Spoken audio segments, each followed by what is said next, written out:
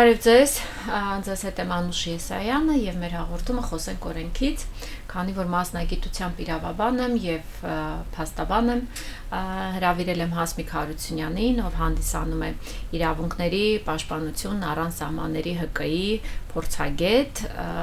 բարի գալուստ Հասմիկ, շնորհակալ եմ շատ, քանի որ մենք իրար ճանաչում ենք, դով եմ խոսելու, ավելի հանգիստ կխոսենք, կզրուցենք, ուզում եմ մի քիչ պատմես ձեր ՀԿ-ի մասին, ինչ գործունեություն է ծավալում եւ քո մասին որպես մասնագետ։ Նախ շատ շնորհակալ եմ հրավերի համար։ Կազմակերպությունը հիմնադրվել է 2009 թվականին եւ արդեն 2 տասնամյակից ավելին գործունեություն, 2 տասնամյակ գրեթե։ Այո, գրեթե, ոչ, այո։ Գործունեությունը իրականացնում ենք հիմնականում ուղղված Հայաստանի Հանրապետությունում մարդու իրավունքների պաշտպանությունը,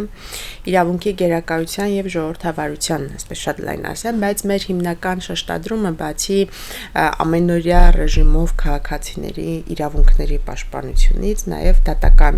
գործընթացների միջոցով եւ դատական իշխանության հետ կապված կարևորագույն հիմնահարցերին արձագանքելով դատական իշխանության անկախության խնդիրը Հայաստանի Հանրապետությունում լուծելն է։ Սա մի կարևորագույն ուղղություն է մեր կազմակերպության գործունեության մասով ներկայացնում եւ իրավունքների պաշտպանության մասով աշխատում ենք եւ ներպետական մակարդակում, օրինակ ունենք իրավաբաններ, ես ինքս տարիներ առաջ սկսել եմ գործունեությունը ոչ վճարունակ, այսպես ավելի խոցելի քաղաքացիներին անվճար իրավաբանական օգնություն տրամադրելով եւ մինչ օրս կազմակերպությունը իր իրավաբանների միջոցով այդ կարևոր միսիան, այսպես ասենք, իրականացնում է հատկապես պետություն քաղաքացի հարաբերությունում։ Սա շատ կարևոր է, որովհետեւ երբ որ քաղաքացին, ով հատկապես առնչվում է որոշակի խոչընդոտների փաստաբան վերցնելու իր գիտելիքների մասով չի հասկանում ու պիտի դիմի, ինչպես պիտի անի, սա մեզ համար շատ կարևոր ինդիկատոր է, որ հատկապես նման քաղաքացիներին, ովքեր օրինակ, չգիտեմ, ոստիկանության, հարկային մարմինների, առողջապահության նախարարության, այլ տարբեր գերատեսչությունների հետ ունեն խնդիրներ, կարողանանք տալ առաջին հերթին պատշաճ իրավաբանական օգնություն, խորհրդատվություն եւ որոշակի դեպքերում նաեւ ներկայացնենք նրանց դատարաններում, բնականաբար առաջին փուլով կազմակերպելով այդ ամբողջ փաստաթղթա շրջանառությունը, այո, հա, եւ հետագայում նաեւ արդեն ֆիզիկապես նաեւ դատարանում ներկայացություն։ Սակայն սրանով չի ավարտվում այդ դատական պաշտպանության եւ մարդու իրավունքները հենց հողի վրա պաշտպանելու միսիան, որովհետեւ նաեւ Հայաստանից դուրս փորձում ենք դա իրականացնել եւ այստեղ շատ կարեւոր է, որովհետեւ փորձում ենք առանձին ամենահամակարգային խնդիրներով մշակել, նաև ստեղծել այսպես կոչված ռազմավարական դատավարությունները եւ շատ հաճախ դրանց հանգուցալուծումը դառնում է արդեն մարդու իրավունքների եվրոպական դատարանում շահերի պաշտպանությամբ ունենք բավականաչափ հաջողված դեպքեր, տասնյակից ավել գործեր ունենք ներկայացված, ունենք արդեն 5-6 հաղթած գործեր մարդու իրավունքների եվրոպական դատարանում, բավականին վերջերս մեկ շաբաթ առաջ ունեցել են կոնվենցիայի 8-րդ հոդվածի ներքո անձի իրավունքների խախտման փաստ արձանագրող որոշում, այն առումով, երբ որ տարիներ առաջ ազգային անվտանգության ծառայությունը փորձ է արել անձին իր անձնական ընտանեկան կյանքի սահմանափակման, ինքնուրույն որոշում կայացնելու այդ չասեմ զրկելու, բայց նաև որոշակի ճնշումների միջոցով մեր առօրյայում դա կոչվում է շատ հաճախ քաղաքացիները կհասկանան վերբովկա անել, եւ շատ հետաքրքիր գործ է եւ շատ հետաքրքիր է նաև ինչու, որովհետեւ մենք հիմա բոլորս ապրում ենք մի իրականության մեջ, որտեղ անընդհատ այդ հարցը բարձրացվում է, շահարկվում է, բայց քանի դեռ չկան կոնկրետ հիմնավորումներ, շատ վտանգավոր է դառնում, երբ որ դու յուրաքանչյուր կոնկրետ հաջորդ հանգամանքում փորձում ես ինչ-որ դրսևորում տանել այդ վերբովկա ասվածի, ագենտ ասվածի ներքո, բայց սա նաև շատ լավ գործ է, որ ցույց տար որ դեպքերում եւ ինչպես պետք է նման խնդիրներին արձագանքել։ Սա շատ արդիական է, հուսով եմ սրան դեռ կանդրադառնանք։ Կարևոր մեր գործունեության մաս է կազմում նաև ընդհանուր քաղաքականության վրա ազդելը, բայց նկատի ունեմ օրենսդրության քաղաքականության, այո, իրական տեսանկյունից, օրինակ տարբեր օրենսդրական նախագծեր Ռազմավարություններ մշակվում են, պարտադիր ներկայացնում են կարծիքներ եւ հետամուտ ենք լինում նաեւ մեր ադվոկացիայի միջոցով, որպեսզի առաջարկները, կարծիքները, որոնք ներկայացրել ենք, տեղ գտնեն փոփոխությունների տեսքով, այստեղ շատ ավելի մեծ խնդիրների ենք բախվում, որովհետեւ փոփոխությունների հասնելը շատ դժվար է, այո, եւ շատ հաճախ պետք է դու շատ կանոնավոր ձևով աշխատես եւ օրենսդրական մակարդակում եւ նաեւ պրակտիկայում անընդհատ որոշում կայացնողների հետ քաղաքականություն մշակողների վրա ազդեցություն փորձես գործարկել ցույց տալով խնդիրները, անհրաժեշտությունը, սա բարդ է, բայց փորձում ենք, կան նաեւ հաջողված դեպքեր եւ դատական համակարգի եւ օրինակ այլ ոլորտների հետ կապված, սոցիալական ոլորտում իրավունքների պաշտպանության հետ կապված, բայց նաեւ գիտակցում ենք, որ սրանք դժվար procesներ են եւ միանգամից այդ մեծ փոփոխությունները չեն լինում։ Բացի այս ամենը բնականաբար կարևոր է մեզ համար նաեւ առհասարակ իրավունքի գերակայության զարգացումը Հայաստանի Հանրապետությունում, ինչը ամենօրյա ռեժիմով աշխատանք, այո, պահանջող աշխատանք է եւ որպեսզի շատ չդետալացնեմ, մի կարևոր ուղղություն էլ ուզում եմ նշել, այսօրվա մեր քննարկման հետ ուղղակիորեն կապված, մեր կազմակերպության մանդատը ինքնաբերաբար շատ մեծ փոփոխության ենթարկվեց 20 թվականից հետո, որովհետև մենք շատ ակտիվ երկու փուլով լծվեցինք փաստահավաք առաքելության իրականացման մեջ, այո, Արցախի գերիների հետ կապված առաջինը 20 թվականից անմիջապես հետո մենք ես մեր կազմակերպության աշխատակիցները, գործընկերներս, այլ գործընկերների հետ իրականացրեցինք դեռևս 20 թվականի դեկտեմբերին փաստահավաք առաքելություն Արցախում, ինչ էր դա նշանակում, որ տեղում գնանք փաստերը, ապացույցները, խախտումները ամբողջ հավաքագրենք, որը հետագայում ամբողջացվեց, կապիտալիզացվեց շատ կարևոր մի զեկույցի միջոցով եւ որի հիման վրա մենք սկսեցինք միջազգային հարթակներում իրականացնել նաեւ ադվոկատիա եւ դրան զուգահեռ անմիջապես հետո եւ պատերազմի ընթացքում եւ պատերազմից հետո իրականացնում ենք նաեւ ինչքան որ հնարավոր էր գերիների իրավունքների պաշտպանություն, նաեւ ադվոկատիա, տարբեր միջազգային հարթակներում այդ խնդրի մասին խոսելով, սակայն ցավոք սրտի դա դեռ ինչ որ կետի չհասցրած մենք բախվեցինք 23 թվականի Արհավիրքին էթնիկ զտում եւ այդ ժամանակ էլ գործընկերների հետ իրականացրեցինք հաջորդ կարևոր փաստահավաք գործունեությունը, որը ելի կապիտալիզացվեց զեկույցի տեսքով, նաեւ այստեղ շատ կարևոր նշել, որ միջազգային գործընկերների մասնակցությամբ նաեւ Freedom House-ի եւ այդ զեկույցը կա եւ ինքը շատ կարևոր փաստաթուղթ է, ինչու որովհետեւ տարբեր հարթակներում միջազգային գործընկերներին, դեսպանատներին, երբ որ ներկայացում ենք, սա ապացուցահեն փաստաթուղթ է, որը ցույց է տալիս ինչպիսի լրջագույն խախտումներ են տեղի ունեցել, պատերազմական հանցագործություններ, ինչպես ենք մենք հիմնավորում, որ այս ամեն ինչի հիմքում ընկած է խտրականություն է, ինչ դաժան անմարդկային վերաբերմունքի խոշտանգումների են ենթարկվել այո մեր զինվորականները, քաղաքացիական անձինք, մահվան դեպքեր ինչպիսիք ունեն եւ շարունակաբար, այսքան սա ոչ թե սոսկ ինչ որ հայերի, հայրապաշտպանների նաեւ սուբյեկտիվ մոտեցում կարող է ընկալվել, ինչու եմ ես շեշտում, որովհետեւ մասնագետեք գիտեք շատ հաճախ պետք է շատ հիմնավոր ձևով ամեն ինչ ներկայացվի, որպեսզի երրորդ օբյեկտիվ դիտորդի մոտ այդ տպավորությունը ձևավորվի, այո, համոզմունքը եւ այդ փաստաթղթերը կան եւ մենք շարունակում ենք ամենօրյա ռեժիմով աշխատել եւ Հայաստանից դուրս եւ Հայաստանում այստեղ ունենք շատ խնդիրներ կան, բոլորս տեսնում ենք, հատկապես գերիների իրավունքների պաշտպանության հարցով, որովհետեւ սա ավելին է, քան իրավական սոսկ հարցերը, ցավոք սրտի եւ այստեղ պահանջում են շատ ավելի լուրջ մոտեցումներ նաեւ պետական սրանդեր կանադա, այո, իմ դերը որպես իրավաբան եւ իրավական հարցերով փորձագետ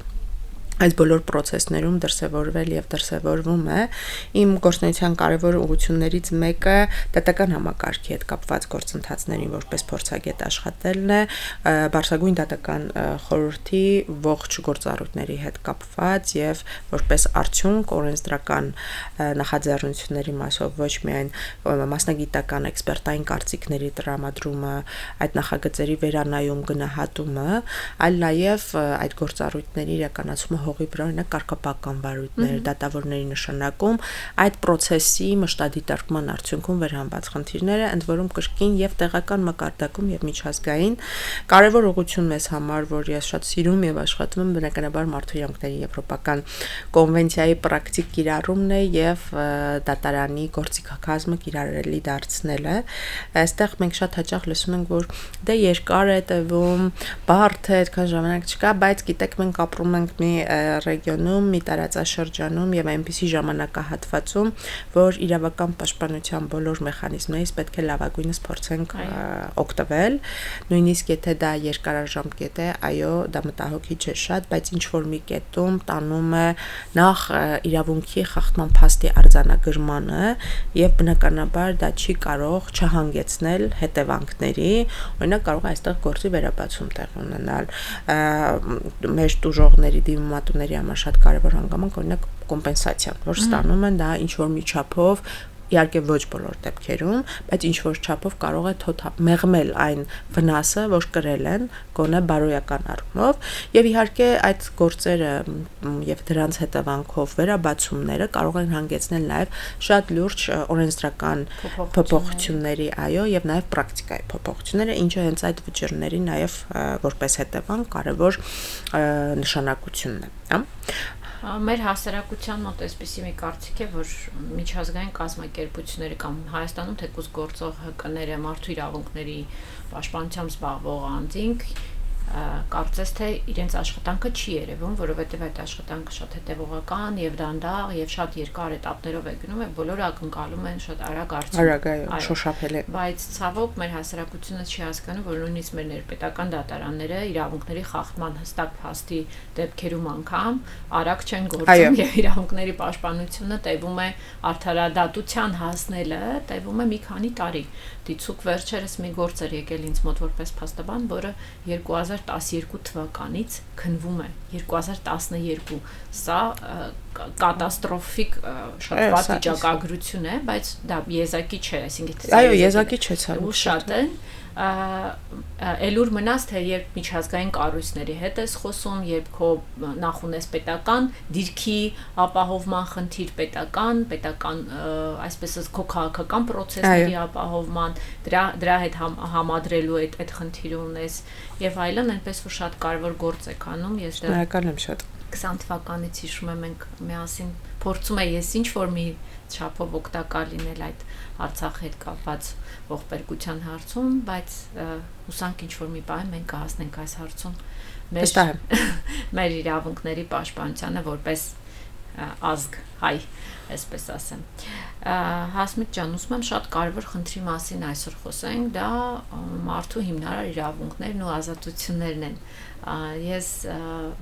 երբ վերջերս Սահմանադրության կոնվենցիաների մասն եմ խոսում, ես շատ հեգնանքով եւ ժպիտով եմ խոսում, ասում եմ եկեք լավ այդպես բաներից չխոսենք, որովհետեւ դրանք իրականում չեն էլ պահպանվում։ Սկզբից կարծում եմ թե միայն մեր երկրին են բնորոշ, բայց չէ, ոնց որ թե այսպես որ նայում ես, դա համարյա թե գրեթե աշխարհի բոլոր երկրներում իրենք այսպես իրավաբանական լեզվով դեկլարատիվ բնույթ կրող նորմեր են, որոնք շատ են անհարկի ճնշումների ենթարկվում եւ չեն պահպանվում տարբեր process-ների ընթացքում, դա կլինեն քաղաքական process-ներ, կլինեն ներպետական այլ process-ներ եւ այլն, հա։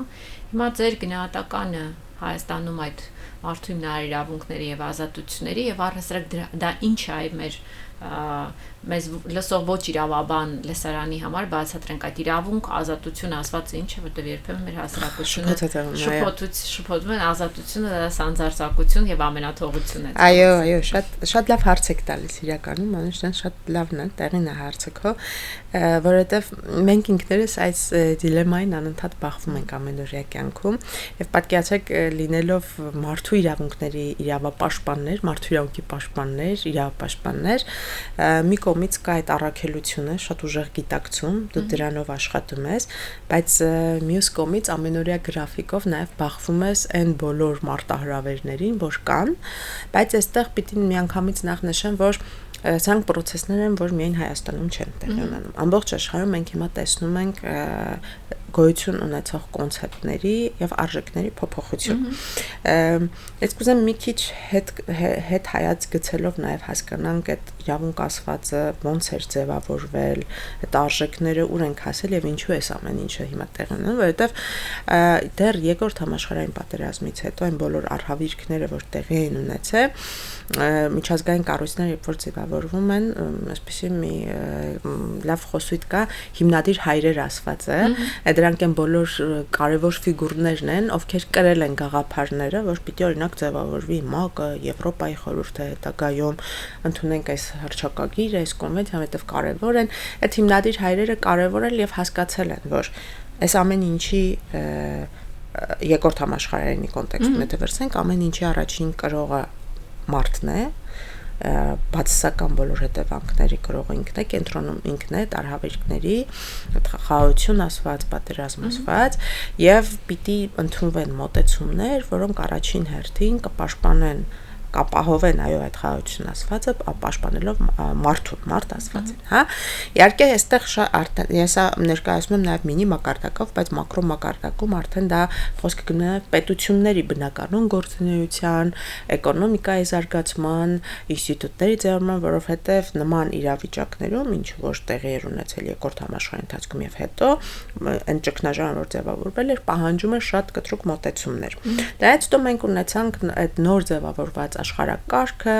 միջազգային կառույցներ լրջագույն, ովքեր նոր թափով լրիվ թարմ կետից առաջ էին տանում այդ կոնվենցիաներ, փաստաթղթեր ու տարբեր ոլորտներում, հա, քաղաքացիական իրավունքներ, քաղաքական, սոցիալական պաշտպանություն եւ պատմությունը ինքնին ժամանակագրային առումով ցույց է տալիս, որ փուլ այդ ձևավորումը տեղի է ունեցել։ Էլի ոչ միանգամից, որովհետև կան նաև որոշակի առաջնահերթություններ, չէ՞։ Սկզբից հիմնարար այդ կենսարար իրավունքներն են ապրելու, խոշտանգումներից զերծ լինելու իրավունքը, հա, ազատ իր կրոնին դավանելը, խոսքի ազատություն, եւ այդ ամենը, երբ որ դու որոշակի կետի բերում ես, ասում ես, որ չէ, դա բավարար չի, քայլ առաջ է պետք անել։ Սոցիալական պաշտպանությունը, հա, աշխատանքի հետ կապված հարցեր, արձակուրդ, բարենպաստ միջավայրում աշխատելու եւ այլն, եւ սա նաեւ բնականոն զարգացման արդյունք էր եւ մարդու շուրջ եւ մարդու միջոցով ձևավորվող հարաբերությունների եւ նաեւ այն բոլոր կառույցների, որոնց թիրախում մարդն էր եւ մարդու իրավունքներ։ Հիմա 2020 թվականից հետո գաղտնիք չի երևի, չէ՞, մենք բոլորս ականատես ենք լինում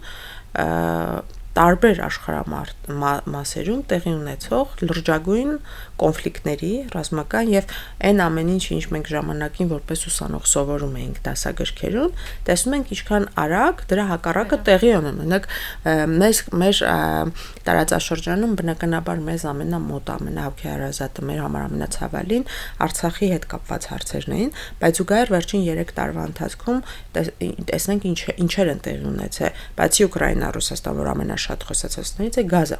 ով կպատկերացներ, որ մենք ականատես կլինենք նման ցեղասպանական նման գործողությունների նման ինտենսիվությամբ եւ իմ նշած այդ բոլոր կառույցների իրենց լրությամբ, բայց փաստացի այն մանդատը, այն ֆունկցիաները, որ իրենք պիտի իրականացնեին, արդյունք չի տալիս։ Չասեմ չեն անում, բայց փաստացի արդյունք չի տալիս կամ ուշացած է։ Հիմա ես միշտ եւ ուսանողների հետ եւ մասնագիտական քննարկումների ոչ մասնագիտական սիրում եմ ասել, որ մենք բոլորս նոր աշխարհակարգի ձևավորմանն ենք ականատես լինում հիմա, եւ եթե այդ երկրորդ աշխարհամարտից հետո ձևավորված process-ների արդյունքում ներկայիս process-ները ունակ չլինեն, այսպես ասած, upgrade լինեն նոր զարգացումներին, շատ ավելի վատ վիճակում կարող ենք մենք բոլորս հայտնվել, բայց հուսով եմ, որ արդեն տեսանելի են, հա, այդ զգացվում է, որ սթափության որոշակի մոտեցում նկատվում է, եւ այդ կառույցները, կոնվենցիա ասվածը, որ դուք ասացիք, եւ այդ կոնվենցիայի պրակտիկ իրագործում ապահովող մարմինները Եվրոպայի խորհրդի շրջանակներում գործող, ՄԱԿ-ի շրջանակներում այլընտրանք ուղղակի չկա, պիտի իրենք ենթարկվեն ներկայիս այդ մարտահրավերներին եւ մարտահրավերներից փոփոխվող բխող փոփոխություններին։ Հակառակ դեպքում այս process-ները ոչ միայն շարունակական են լինելու, այլ շատ ավելի դրսևորումներով, ինչը էլի կանգնեցնելու է նույն կետում մարդը եւ մարդու իրավունքների պաշտպանության հիմնարկ, որովհետեւ մենք հիմա այդ ցիկլը կարծես ավարտվել է, հետ են գնում էլի նույն կետին, որտեղ նույն խնդիրները տալիս ենք, այո։ Բայց ու հիմնարար իրավունքների հետ կապված, տեսեք, ես համաձայն եմ, քո պնդումը շատ տեղին է, որովհետև մարդկանց մոտ հատկապես եթե նայենք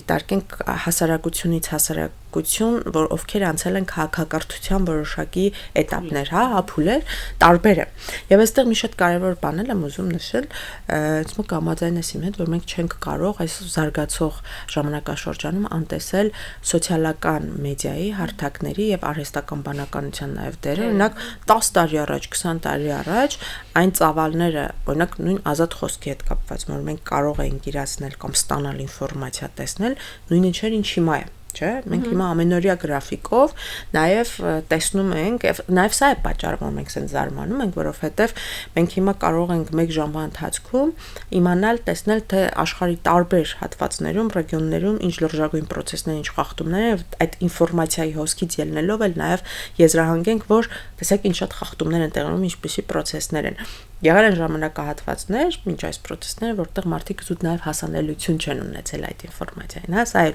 բնականon զարգացման արդյունք, ինչը լավ է, բայց նաև ունի իր բացասական կողմերը, հա։ Հիմա իրավունքների հետ կապված, երբ որ խոսում ենք մենք հիմնարար իրավունքների մասին, միշտ պետք է հիշենք, որ դրանք այն անքակտելի, անբաժանելի ազատություններն են, որոնցով մենք ծնվել ենք, հա։ Պետությունը գալիս է որպես դրանց պաշտպան։ Պետությունը դա մեզ չի տալիս, միշտ այս շփոթը կա։ Երբ որ մենք հիմնարար իրավունքի մասին խոսում ենք, X պետությունը իր X իշխանությամբ մեզ լավություն չի անում, հա, մեր իրավունքները պաշտպանելու հակառակը։ Մենք որպես անմարդիկ քաղաքացիներ, ովքեր ապրում են այս երկրում, ձևավորել ենք այդ իշխանությունը, որը պետք է կանգնի գարանտ այն իրավունքներին, որոնցով մենք ծնվել ենք։ Դրա համար ստեղծվում են օրենսդրական process-ներ, օրենք է ընդունում, որը պիտի ասի, ես որպես քաղաքացի Հասմիկ ինչը կարող եմ անել, ինչը չեմ կարող անել, եւ այն իշխանությունը, ու այստեղ այս շփոթն էլ միշտ շատ կա, շատ հաճախ նույն ասում են պետությունը իշխանության հետ։ Իշխանությունները միշտ անցնելու են, պետությունը միշտ մնում է։ Իշխանությունը կարող է ստեղծել որոշակի համակարգ, որը շատ ավելի դժվար լինի փոխել, եւ դա կապվի, նույնացվի պետության հետ։ Դա շատ խնդրահարույց կարող է լինել նաեւ, որովհետեւ այդ հենց այդ իշխանության կողմից ձևավորած համակարգը փոխելը շատ ավելի դժվար է։ Բայց հիմա կարող եմ միքս պետության պարագայում վերցնենք, չեմ ուզում քաղաքականացնենք, բայց իշխանության X իշխանության պարագայում մարդիկ շատ ավելի իրենց ազատ եւ պաշտպանված զգան եւ դրանով բարձրանա նաեւ պետության ռեյտինգը, հեղինակությունը, մարդը իրեն ավելի ապահով զգա այդ պետության ներսում, իշխանության փոփոխության պարագայում հակառակ process-ներ լինեն եւ նրբ հակառակն էլ, հա։ Եվ այստեղ այդ, որ ասում են կյանքի իրավունք կարևորագույն արժեք, խոշտանգումներից արգելում, խոշտանգումների արգելք, որ մարդը չպետք է ենթարկվի անմարդկային վերաբերմունքի եւ այստեղ էլի միշտ նույնիսկ մասնագիտական համայնքում միշտ տարբերակումը մի քիչ նյուանսներով է գնում, շատ նուրբ է գիծը, որն է խոշտանգումը, հա, որն է անմարդկային վերաբերմունքը, որովհետեւ ծեծը դեռևս ինքը խոշտանգում չէ։ Խոշտանգումը, երբ որ մենք խոսում ենք, ունի որոշակի էլեմենտներ, հա, ինքը պարտադիր պիտի ունենա որոշակի նպատակ, դիտավորության էլեմենտը լինի։ Ես ուզում եմ, օրինակ ոստիկանությունում է անձը եւ մյուս կողմում մենք միշտ ունենք պետության անունից հանդես եկող ինչ որ անձ կամ լրելիային համաձայնությամբ, հա, պետության անունից հանդես եկողի, հա, որև կա որոշակի նպատակ, ծեծում եմ ինչի համար, տեղեկություն եմ ուզում կորզեմ, խոստովանություն, ցուցմունք եւ այլն եւ այլն։ Իսկ խոշտանգում ինքը շատ ավելի, չասեմ բարդ, բայց որոշակի էլեմենտներ կան, որոնք չեն կարող չանտեսել, հա, եւ բնականաբար ծեծը նույնքան դատապարտելի է, բայց դա այն ամենաբարձր կետն է, որ մենք ունենք խոշտանգման պարագայում եւ ցավոք սրտի Հայաստանի Հանրապետությունում, այ օրինակ երբ որ խոսում ենք հիմնարար իրավունքների մասին, մենք մշտապես եւ ունեցել ենք եւ ունենք խնդիր խոշտանգումների հետ կապված։ Ինչու՞։ Երկար ժամանակ մենք ունեցել ենք խնդիր տերմինի օրենսդրական ամրագրման հետ կապված, քրեական օրենսդրությունը ինչպես է դա սահմանել, եւ ինչ որ մի կետից, երբ որ նույնիսկ այդ սահմանումը հնարավորինս չափ համապատասխանեցվեց այն բոլոր միջազգային կոնվենցիաներին, որոնցով որ դա սահմանվում է, մենք բախվեցինք այն իրականության հետ, որ մենք պրակտիկ ինտերպրետացիայի խնդիր ունենք իրավասու մարմինների կողմից, որովհետև շատ հաճախ օրինակ զինված ուժերում, փակաստատություններում, բանտերում, ոստիկանության ձերբակալված անձանց պահման վայրերում, երբ որ մենք ունենում ենք նման դրսևորումներ, եւ տեսնում ենք, որ դա որպես պատիժ է իրականացվում, անձին ուզում են ինչ-որ նվաստացնեն, ինչ-որ ինֆորմացիա ստանան կամ տանում են բաժին, կարող է այդ վերաբերմունքին արժանա, որպեսզի ընդունի մեղք, որը ընդհանրապես չի էլ արել այդ անձանքը։ Այստեղ մենք տեսնում ենք, որ խոշտանգում որպես այդպեսին շատ հաճախ չի էլ որակվում իրավասու մարմինների կողմից, այլ օրինակ լիազորությունների չարաշահում, հա, որը ուղեկցվել է այս գործողություններով, եւ սա խնդիր է։ Խնդիր է ինչու, որովհետեւ խոշտանգումը ինքնին որպես ավելի լուրջ խախտում հանգեցնում է նաեւ ավելի լուրջ պատասխանատվության։ Երբ որ մենք 1-2 կունենանք նման գործեր եւ արդյունավետ քննություն ու պատասխանատվություն, սա նաեւ կարող է ազդակ լինել այլ դրսևորումներ, հնարավոր դրսևորումների համար, որ օրենք աշխատում է եւ հարգելի ոստիկան, երբ որ դու փողոցում քաղաքացուն, ով մասնակցում է խաղաղ հավաքի, ով իր հիմնարար իրավունքն է, այո, ծեծելով, որպես ինքը վախենա հաջորդ անգամ չմասնակցի այլևս հավաքի, դու տանում ես ոստիկանության բաժին եւ այդ process-ում էլ նվաստացնում ես, սա շատ լուրջ խախտում է այդ խոշտանգումների եզրույթի ներքո եւ սա չի կարելի։ Բայց մենք երկար տարիներ Հայաստանի Հանրապետությունում օրինակ ականատես ենք եղել այս իրականության հավաքներ իրացումի կողմից։ Ես քայլ-քայլ մոտեցա մեր քննարկման այդ ամենակարևոր հատվածին, որ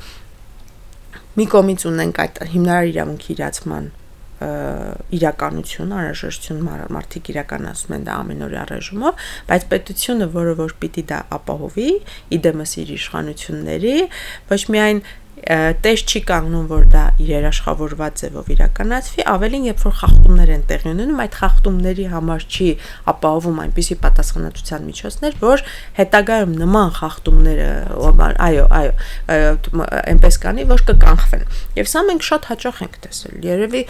ուղղակի վերցնենք վերջին 15 տարվա ստատիստիկան, 25 թվականից հետ գնանք 15 թվական, այս գործելակերպը չի փոխվել ցավոք սրտի։ Չի փոխվել ոչ միայն ոստիկանության գործելակերպը, չի փոխվել նաև այն բոլոր քրեաիրավական մարմինների արձագանքը, որոնք որ ենթադրվում է պիտի արձագանքեին այս ամենին, հա։ Այստեղ ինձ նաև զայրացնում եմ, ավելացնեմ, որ երբ նման դեպքերի մասին իրավաբանները, փաստաբանները խոսում են, միշտ ինչ որ մի երկրի այլ երկրի օրինակ եմ ասում, բայց տեսեք այստեղ ցուցարարներին սպանում են, մենք դեռ շատ բարի եւ այսպես ասած լավն են գծում։ Օրինակ, դա ավելի է զայրացնում, որ ասում է ժողովուրդ, եթե դուք ուզում եք գնաք իրավական պետության ստեղծման ճանապարհով, վատ փորձը մի բերեք, բնականաբար եկեք այս մի տեղն էլ այսպես է, դա շատ դժվար։ Համաձայն եմ, այդ ինձ էլ են շատ հաճախ այսպես ասած չելենջ անում, որ տեսեք Ֆրանսիայում միտինգները ինչպես են։ Ցրում գիտեք, ինչ որ երկրի հետ համեմատվելիս պիտի նախ դու հասկանաս համեմատական եզրերը ինչն են։ Ես Հայաստանը հիմա Ֆրանսիայի հետ երբ որ համեմատեմ, շատ այլ համեմատություններ կարող եմ ունենալ երկրի համակարգից սկսած, պաշտպանվածության մակարդակով վերջացրած եւ նաեւ թե ինչ խնդիրներ ունի իր արժեվ դրված Ֆրանսիայի ոստիկանություն եւ Հայաստանի ոստիկանություն, հա։ Դրա համար երբեմն այդ համեմատություններ, ընդ որում դա չի նշանակում, որ Ֆրանսիայում երբ որ արել են ինքը ճիշտ է կամ լավ է, ընդհանրապես նշանակում որ հետընթաց է Ֆրանսիան կատարում եւ սիրելի է Հայաստանի իշխանություններ եւ այդ օրինակը բերողներ, դա պետք է ոչ թե ասել, որ օй տեսեք այնտեղ ավելի վատ է, այլ ինչպես չանենք, որ Հայաստանում այդ ավելի վատը չիրականանա, հա։ Նյուանսներ է, որ մենք ամեն օր լսում ենք եւ սա երևի հենց մեր իրականության, այն իրականության նաեւ դրսևորումն է, որում հայտնվել ենք Հայաստանում եւ Հայաստանը շատ հաճախ մենք համեմատում ենք, սիրում ենք համեմատություններ, բայց ելի պիտի կրկնեմ, պետք է միշտ իմանալ համեմատական եզրը որն է, ինչն է, ինչի հետ համեմատում։ Հենց այնպես, ես հիշում եմ այդ նույն համեմատությունը արվեց թեժ քննարկումներ հայտարարագրման ինստիտուտը, երբ որ ներդրվում էր, չէ՞, բա բոլոր երկրներում կա նույն հաջողությամբ ես կարող եմ ասել, որ շատ երկրներում շատ ավելի պաշտպանված են անձանց անձնական տվյալները։ Այո, եւ բնականաբար, երբ որ դու դնում ես եւ համեմատում ես, ասում ես X2-ում դրված է հայտարարագրման ինստիտուտը, նաեւ դե համեմատենք, թե ինչպես են պաշտպանվում մարդու անձնական տվյալները։ Եթե կա նույն պաշտպանությունը, խնդրեմ հա, որևէ խնդիր, այո, վերցված ասպեկտներ չես կարող։ Այո։ Հասպիկ ջան, մենք 10 րոպե ժամանակ ունենք եւ ուզում եմ այս հնարավորությամբ, հա, մենք խոսենք մի այսպիսի թեմայի դատական, քանի որ դուք նաեւ դատական իշխանության եք առնչվում, այլ խոսքի ազատության, հիմնարար ազատությունների խախտումների եւ մեր դատական համակարգի վարքի, դատական պրակտիկայի, ես որպես փաստաբան տեղեկացված եմ, դուք էլ ձերը ավելի շատ, քանի որ ձեր համատականներն ավելի լայն են, մենք միայն ներպետական ուղղությամբ ենք աշխատում։ Ինչպիսին է այն այսօր, ցավոք, ցավալի իրականություն շատ ցավոտ հարց է տալիս, Մանուշ ջան, որովհետև մենք վերջին 6 ամսվա կտրվածքով եթե կարող ենք ամբողջ 25 թվականը վերցնել, ունեցանք շատ խնդրահարույց զարգացումներ։ Եվ ինչու է խոսքի ազատության հարցը Հայաստանում դարձել ակտուալ հարցերից մեկը։ Ես քո թույլտվությամբ մի քիչ համեմատական այստեղ կտանեմ, լայն վերցնելով այդ խոսքի ազատություն ասածը, եւ նաեւ խնդիրները դրանից բխող։ Մի կողմից մենք ունենք շատ այնպիսի մի իրականություն, որը կարծես նաեւ փոխվեց 2018 թվականից հետո, որ մարդիկ չգիտես ինչու, սա էլ վիճելի հարց կարող են լինել, անընդհատ նշում են, որ հիմա մարդիկ ավելի ազատ են իրենց խոսքի մեջ։ Սա ես էլի կարող եմ կապել նաեւ այլ process-ների հետ, չեն կարող մենք չանտեսել բնական զարգացման,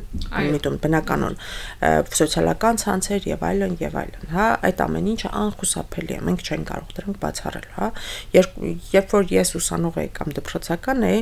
այդ Instagram, TikTok եւ մնացած հնարավորությունները, որով դու կարող ես ինֆորմացիա ստանալ, ինչը ազատ խոսքի կոնցեպտի դրսևորում նման բաներ չեն եղել։ Հիմա շատ ավելի լայն է։ Բայց ինչու ես նաեւ սոցիալական հարթակների վրա շեշտը դրեցի, որովհետեւ մի կողմից մենք ունենք իրականություն, որտեղ այդ ազատ խոսքի կրողն են նաև հանրային ծառայողներ, իշխանության ներկայացուցիչները, եւ մենք տեսնում ենք, որ ազատ խոսքի ներքո շատ հաճախ ինչպես են իշխանության տարբեր ներկայացուցիչների, եւ այստեղ չեմ ուզում հենց ասեմ իշխանություն բացառապես իշխող ուժ, այլ նրանք կարող ենք ներառել նաեւ մեջ նաեւ օպոզիցիան, հա, լայն վերցրած հանրային ծառայողների, հանրային սեկտորը ներկայացնողների կողմից ազատ խոսքի իրացման համատեքստում այնպիսի խոսքի իրացման այնպիսի դրսևորումների, որոնք դեմ են գնում հանրային ծառայողի վարքի կանոններին, վարքագծի դրսևորումներին եւ ասեմ ավելին, որոնք ենթադրվում է պիտի հանգեցնեն նաև պատասխանատվության, որովհետև դրանք նաև որոշակիորեն բարքերին եւ էթիկայի, այո, դեմ են գնում։ Մենք տեսել ենք բազմաթիվ դրվագներով, որ այդ գործիքակազմերը չեն աշխատել եւ ստեղծվել է մի իրականություն, որտեղ բարձր մակարդակով, ամենաբարձր մակարդակով կարծես թե ավելի հանդուրժելի է դառնում արատավոր խոսքը, վիրավորանքը, էթիկական նորմերը խախտելը, հա, անձանց հետ տարբեր պիտակավորումներով խոսելը։ Մյուս նույն իրականության զուգահեռ, հա, դրսևորումների պարագայում մենք տեսել ենք դեպքեր եւ արդեն հարուցված նաեւ քրեական գործեր, երբ որ շարքային քաղաքացու կողմից կամ անձանց կողմից, ովքեր կարող են իրենց համարել որպես լրագրող, օրինակ podcast վարողներ եւ այլն, դրսև կամ փաստաբան, սրան այո, հասարակ քաղաքացին եւ այս բոլորին առանձին ուզում եմ անդրադառնանք մենք եւ փաստաբան եւ այլն, ում խոսքի դրսևորումն տարբեր օրինակները հանգեցրել են բացասական լրջագույն հետևանքներ։ Եվ այստեղ ուզում ենք մենք դիտարկենք այդ հենց օրինակներով դրսևորումներ, երբ որ օրինակ նույնիսկ եթե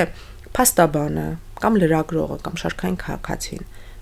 պիտակավորող վիրավորական արտահայտություններ է անում, դա ինչ որ մի կետ կա, ինչ պաշտպանվում է ազատ խոսքի ներքո, դա կոնցեպտն է ամբողջությամբ։ Եվ հատկապես երբ որ մենք խոսում ենք քաղաքացի եւ իշխանություն հանրային ծառայող հարաբերությունների մասին, ենթադրում եմ, որ այստեղ պիտի հանդուրժականություն ավելի մեծ լինի, հա, որովհետեւ հանրային տիրույթում վիրավորանքին քննադատությանը ավելի պատրաստ պիտի լինեն, դա հենց այդ ազատ խոսքի կոնցեպտն է, հա։ Երկրորդ կարևոր բանը, որ այստեղ չպիտի մոռանանք, Հայաստանի Հանրապետությունում եւ առհասարակ միջազգային ստանդարտներով էլ ազատ խոսքի համար քրեական մեխանիզմներ չեն գործում։ Այսինքն եթե ես նույնիսկ հիմա ինչ որ մեկին վիրավորեմ պատիվ արժանապատվությունը այսպես ասեմ, արատավոր եմ, սրա համար կան այլ գործիքակազմեր։ Դու ինձ լավ գիտես որպես փաստաբան, այո, քաղաքացիական գործիքակազմեր եւ քրեական գործ որպես այդպեսին հարուցելը արգելվում է։ Ինչու է սա Հայաստանում դարձել խնդրահարույց, որովհետեւ մենք տեսնում ենք, որ տարբեր դրսևորումներով, տարբեր օրինակների վրա խեղաթյուրելով քրեական օրենսգրքի տարբեր հոդվածներ, տարամեկնաբանություններ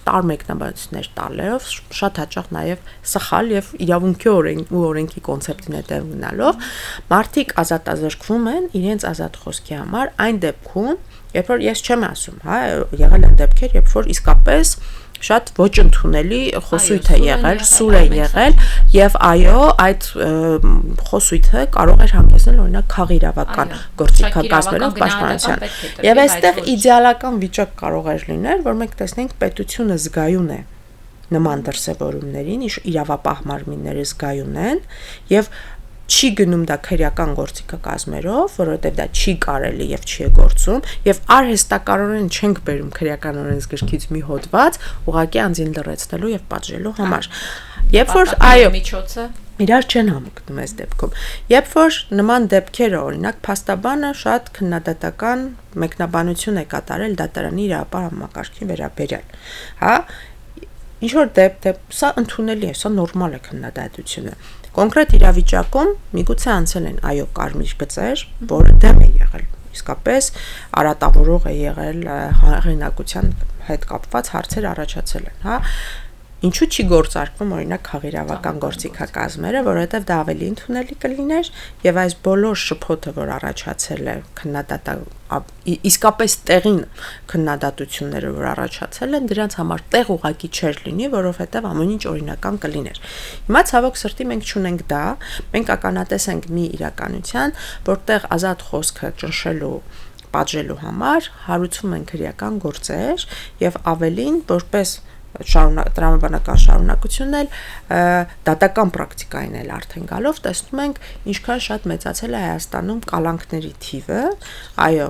անօրինական կալանքները, ինչու եմ ես այդպես ասում, որովհետև մեր կազմակերպության հենց մշտադի դարկումները, մեր գործունեությունը եւ էլի սա ոչ թե սուբյեկտիվ կարծիք եմ ասում, այլ մշտադի դարկման արդյունքում օրինակ պայմանական մենք ունենք նման աշխատանք, որ կատարել ենք, շատ շուտով նաև կհրապարակվի, որ ինչքան մեծ է թիվը եւ շատ հաճախ չի հիմնավորվում դատական ակտով, թե ինչի Պողոսը Պողոսյան, ով մեղադրվում է ինչ որ արարք կատարման մեջ, պետք է մնա բանտում եւ ոչ թե օրինակ օգտվի քրեական օրենսդրության, քրեադատավարական օրենսդրության այն նոր միջոցներից, որոնք որ պիտի հնարավորություն տային այլընտրանքային միջոցների կիրառանք, տնային կալանքի տակ մնար կամ վարչական զգողության եւ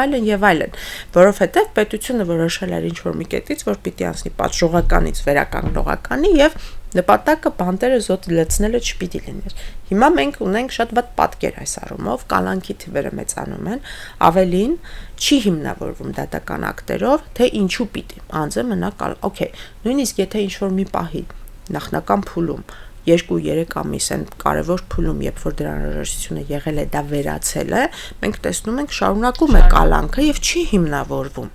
Լավ, դուք վկաներին հարցաքննեցիք, ապացույցները հետազոտեցիք, ինչումն է ռիսկը, ինչ կարող է անել Պողոսը, որ մենք իրան ուզում ենք պահենք նուբարաշենում կամ արմավիրում եւ ոչ թե հսկողություն ենք սահմանում, հա, ասեմ ավելին, շատ հաճախ մենք տեսնում ենք, որ ձգձգվում են եւ այն կարեւոր գործողությունները, որ կարող էին կատարվել, օրինակ վկաներին կանչեն հարցաքննեն, նյութերը ուսումնասիրեն, չեն իրականացվում, ձգձգվում տևական ժամանակ, այսինքն իրավասու մարմինը նաեւ դատարանը ջանք չի գործադրում այդ ամենը անելու եւ հետագայում դրանով պայմանավորված ռիսկերի վնասը կրում է անձը, ով պիտի շարունակի կալանքի տակ մնալ, որովհետև այն գործողությունները, որ պիտի արվեին, չեն արվել եւ դրա չանելու բացասական հետևանքը կրում է անձը, որովհետև միգուցե դեռ ռիսկ կարող է լինել, որ ինքը ազդի քրեական գործի վրա։ Սրանք դրսևորումներ են, որոնցով պայմանավորված, այո, մենք կարող ենք պնդել, որ այսօր Հայաստանի Հանրապետությունում ցավոք սրտի մի փուլ ենք մենք ականատես լինում, որտեղ իրավունքների պաշտպանության հետ կապված կան լրջագույն խնդիրներ, որը ավելի շատ բխում է ոչ թե օրենսդրությունից, այլ պրակտիկայից, մասնավորապես իրավապահ համակարգի գործելակերպից, գործելավոճից եւ ներպետական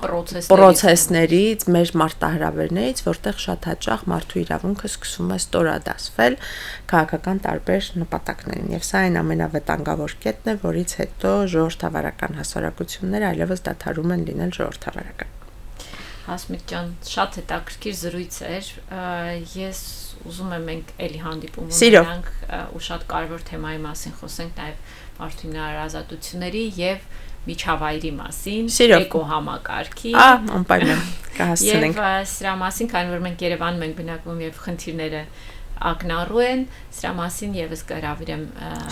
մեր տաղավար եւս մեկ զրույցի, այս մասով շատ շնորհակալություն եմ։ Ես եմ շատ շնորհակալ հետաքրքիր զրույցի համար։ Ձեզ հետ էր խոսենք օրենքից հաղորդաշարը Մանուշ Եսայանը եւ Հասմիկ Հարությունյանը։ Շնորհակալ։ Տեսություն։